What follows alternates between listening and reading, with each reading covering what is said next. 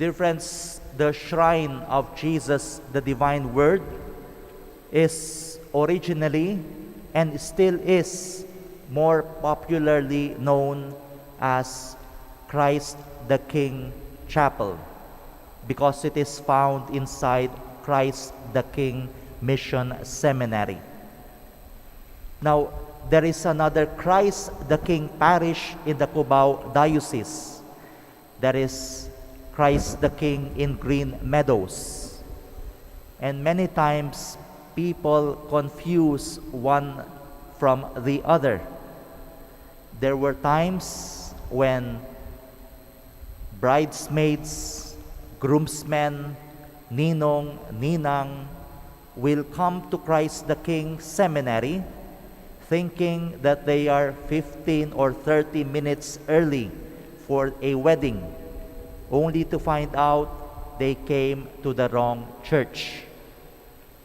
So they will be instructed, guided to go to Christ the King Green Meadows.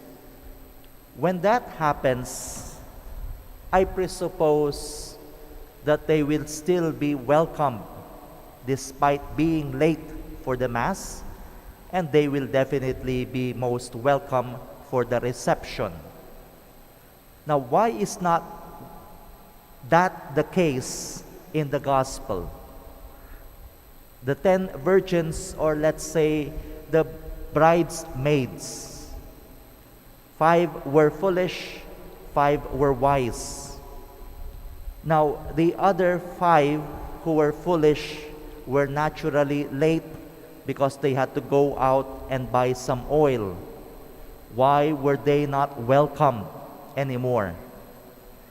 Because the role of these bridesmaids are not simply ceremonial.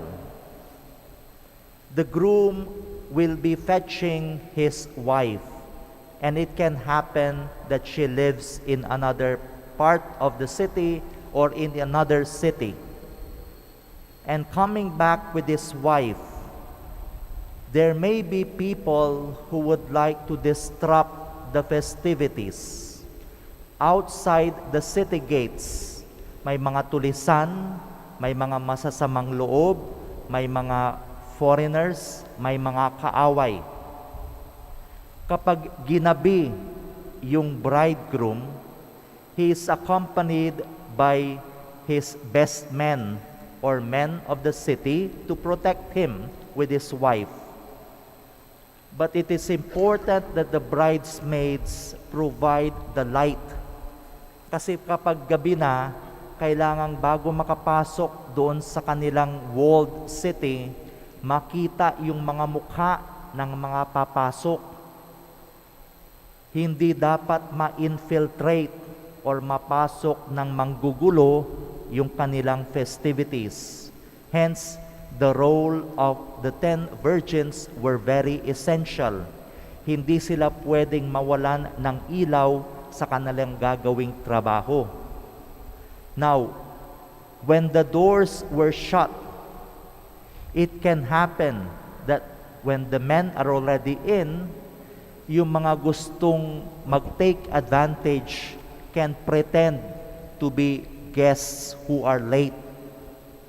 Pero malinaw ang guard, ang instruction sa guard. After the guests have come in, wala nang papasok because that is very suspicious. Hence, the 5 virgins who were late can be hostage.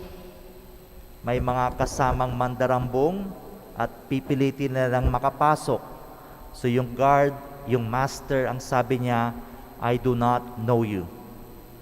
Jesus uses that parable to remind his listeners, to remind us, not simply to be good, not simply to be kind-hearted, but more so to be aware of our tasks. Ano yung responsibilidad na naibigay sa atin ng Diyos? Kanino tayo responsable? Walang gagawa ng responsibilidad natin kapag tayo mismo naiwanan natin o hindi natin nagampanan, and consequences of neglect of our responsibilities can be crucial for others. Jesus reminds his listeners, we are all invited to play a part in the kingdom of God, and our parts are important. Later on, we will be demanded accounting for our responsibilities. Jesus outrightly urges his listeners, do not neglect your vocations, do not neglect your responsibilities. There are things that you want to do. There are good things that you want to do.